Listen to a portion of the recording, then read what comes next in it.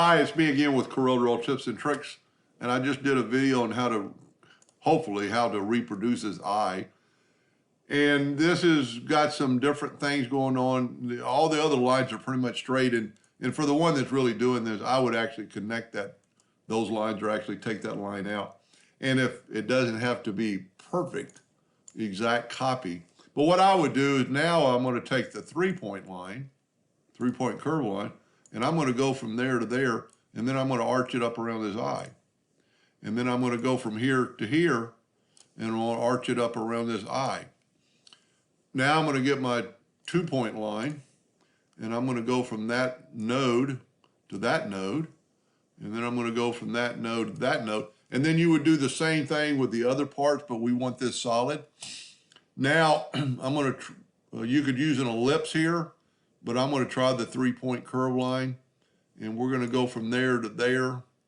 We'll actually go to the line, and then if this isn't the shape you want, you can hold down the control button, and it'll give you a more perfect curve. And then we could always move this line over to here and take out this node maybe, if it's not going to mess it up too much, and just kind of move this around, move that node over there, kind of getting that shape. And a lot of times I find when I'm drawing stuff like this, I'll actually draw past the line because I can always cut that out. So let's say this is what we want. That's pretty good. So all this needs to be black and this needs to be cut out. So you would just play around with this and see what tool you think's best. I'm going to try the three-point curve, and I'm just going to kind of mimic that. And remember that you can always reshape stuff with the shape tool, and we can add a node there and bring this out to here.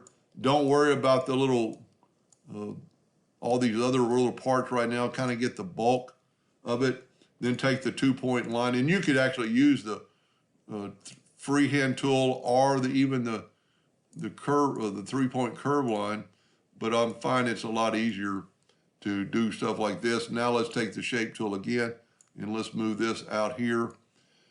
And then we just need to make these little facets in the,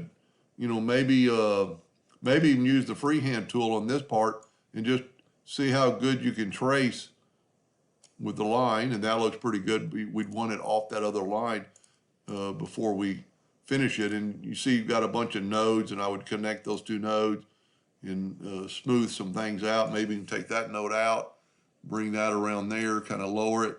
And like I said, unless you're trying to make it exactly perfect. Now, how would you do this? Pretty easy.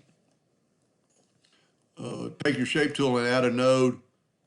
Add a node right there, and then just bring this line up. Okay, turn it into a cusp. Turn that one into a cusp.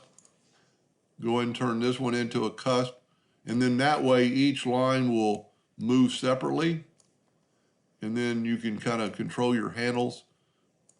And you could play around with this a lot. Now the other ones are just the opposite. Let's do this other corner real quick. It'd be basically the same thing.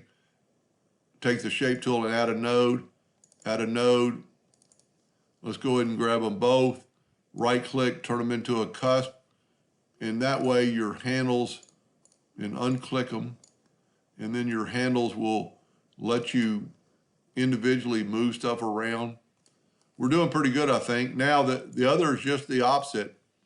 Let's move this line a little bit more in, and then just make two nodes real close together and grab that node right. Well, we'll actually need to turn them into a cusp.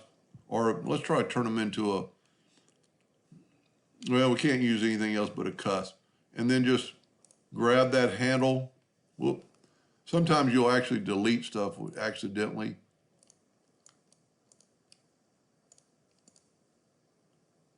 Try to grab that one right there and bring that down. That looks pretty good. And then just mimic that again a couple of times. You're just making an eyeball. And see, we need to turn those into cusp. So if you would make all your curves, make all your nodes, and then put them all to cusp at the same time, you could do that. And you need to keep in mind that you're going to be cutting this out, so you might want to just grab one node and make these lines a little bit bigger, because if things are too, I don't know anything about a laser, but I don't know how sharp a turn it can take. But just do the rest like that. Then I would take and cut that out, and actually all this is black, so we could actually cut all that out. And then all that's going to cut out. So now let's nudge our part over. Let's turn it black so you can see it. Now this one is not going to be, okay, now that I think about this, if this is cut out, all this will cut out. All this will fall. So we need to figure out something else. Let's back up here, make it yellow. Let's bring our drawing back. Because if we cut this eye out, the whole thing's going to fall. So what we can do is when we have our lines, and we're going to draw our, just with our freehand tool, I'll just go right up to here, and then, you know, catch this line here, and then you can take and actually, see if we can't break this apart. Now this won't fall out because it's going to be part of the other item. Same thing on this side.